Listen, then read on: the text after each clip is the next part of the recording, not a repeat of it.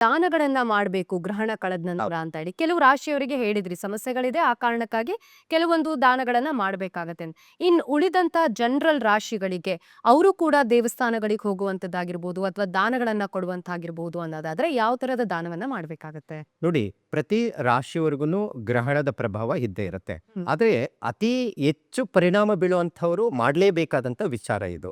ಆದರೆ ಮೇಷರಾಶಿಯವರಾಗಬಹುದು, ವೃಷಭ ರಾಶಿಯವರ್ಗ ಆಗಬಹುದು, ಅಥವಾ ಮಿಥುನ ರಾಶಿಯವರಾಗಬಹುದು, ಅವ್ರದ್ದೇ ಆದಂತಹ ಒಂದಷ್ಟು ಚಂದ್ರನ ಪ್ರಭಾವಕ್ಕೆ ಒಳಗಾಗಿದ್ರೆ ಅದು ಪರಿಣಾಮ ಇದ್ದೇ ಇರುತ್ತೆ. ಹಾಗಾಗಿ ಪ್ರತಿಯೊಬ್ಬರೂ ಸಹ ಚಂದ್ರನ ಬಿಂಬ ಸಿಕ್ಕೇ ಸಿಗುತ್ತೆ ನಿಮಗೆ.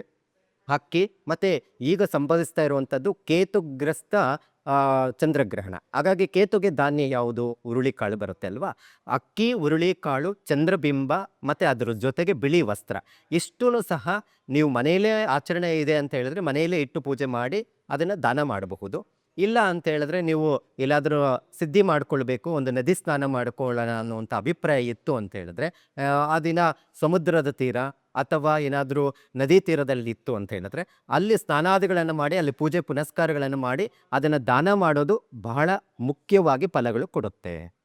ಈಗ ಸಾಮಾನ್ಯವಾಗಿ ಗ್ರಹಣ ಅಂದ ತಕ್ಷಣನೇ ಪರಿಸರದ ಮೇಲೆ ಎಫೆಕ್ಟ್ ಆಗತ್ತೆ, ಮಾನವನ ಜೀವನದ ಮೇಲೂ ಕೂಡ ಎಫೆಕ್ಟ್ ಆಗತ್ತೆ. ಅದರಲ್ಲೂ ಇದು ಖಗ್ರಾಸ್ ಚಂದ್ರಗ್ರಹಣ ಅಂತ ಇರುವಂಥದ್ದು ಏನಂದ್ರೆ ತುಂಬಾ ವಿಪರೀತವಾದಂತಹ ಪರಿಣಾಮ ಬೀರತ್ತೆ, ತುಂಬಾ ಕೆಟ್ಟದ್ದಾಗತ್ತೆ ಅನ್ನೋ ಮಾತುಕತೆ ಒಂದ್ ಕಡೆ ನಡೀತಾರೆ.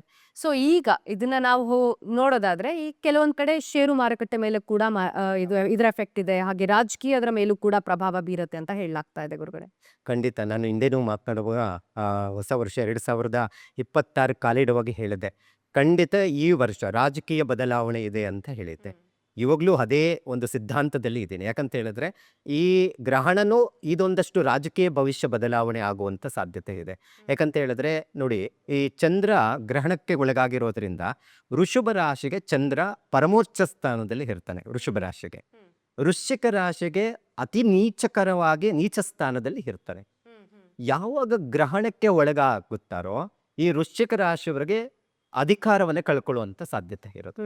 ಯಾರು ವೃಷಭ ರಾಶಿಯವರಿದ್ದಾರೋ ಅದು ಚಿಕ್ಕ ಸ್ಥಾನದಲ್ಲಿರಬಹುದು ಅಥವಾ ಯಾವುದೋ ಒಂದು ದೊಡ್ಡ ಸ್ಥಾನದಲ್ಲಿರಬಹುದು, ಅಂಥವರಿಗೆ 1 ತಿಂಗಳ ಕಾಲದವರೆಗೂ ಪರಮೋಚ್ಚ ಸ್ಥಾನದಲ್ಲಿ ಇರ್ತಾನೆ.